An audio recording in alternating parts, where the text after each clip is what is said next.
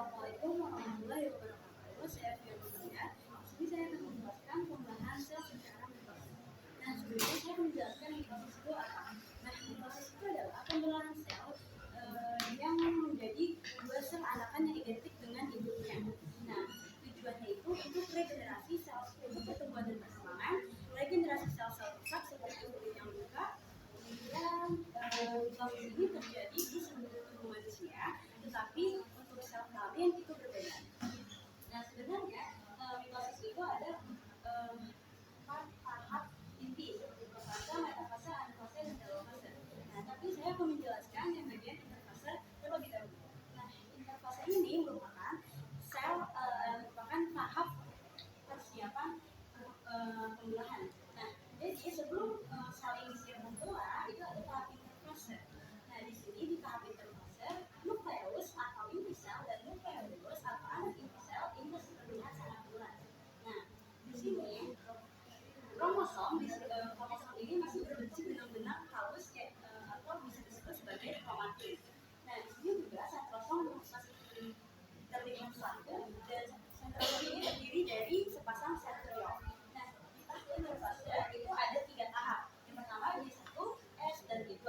Di D1 ini terjadi yang sitoplasma ini mulai mengembang. Nah, di tahap S ini terjadi sintesis atau replikasi DNA untuk direplikasi ke sel anakan nanti. Kemudian di D2 ini terjadi sintesis protein.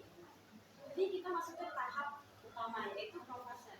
Nah, tahap awal di profase ini ada 2 tahap, ada tahap awal dan tahap akhir.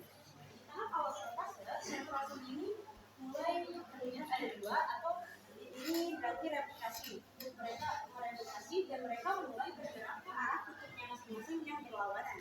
Nah, di sini mikrotubulus juga mulai terlihat dan akan membentuk benang-benang spidel nantinya. Nah, benang-benang halus atau kromatis ini sudah mulai terlihat membentuk kromosom. Kromosom itu terdiri dari dua kromatin identik yang bergantung pada sentromer atau kepala kromosom. Nah, sentromer ini memiliki kinetofor, sepasang kinetofor atau kinetofor ini yang nantinya akan melekat kepada benang-benang spidel nantinya. Nah, tahap akhir profase di sini membran inti dan nukleus ini sudah mulai terlihat menghilang. Nah, itulah sentrosom ini sudah mulai sampai di kutubnya masing-masing. Kemudian kita akan masuk ke tahap kedua, yaitu tahap metafase. Nah, di tahap metafase, sentrosom sudah sampai di kutubnya masing-masing yang berlawanan.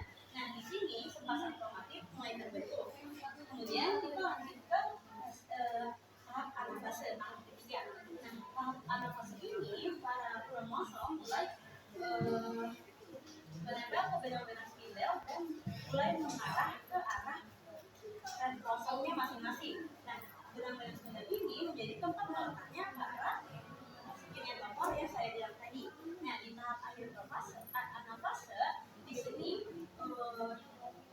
kromosom ini sudah mulai sampai di sentrosomnya masing-masing. Nah, di sini pula terlihat membran sel mulai menyempit. Kemudian di tahap akhir itu ada telofase. Telofase ini di mana para nukleus mulai terlihat kembali dan benang-benang spidel mulai terlihat menghilang dan mulai tidak ada. Nah, ini para kromosom mulai akan menipis dan lama-kelamaan akan masuk ke sitokinesis. Sitokinesis ini di mana para kromosom mulai menipis dan membentuk benang-benang kromatin kembali dan akan kembali ke fase interfase kembali. Nah, ini jadi ada sel anakan yang benar-benar identik dengan induknya. Sekian penjelasan dari saya tentang pembelahan sel secara mitosis. Wassalamualaikum warahmatullahi wabarakatuh.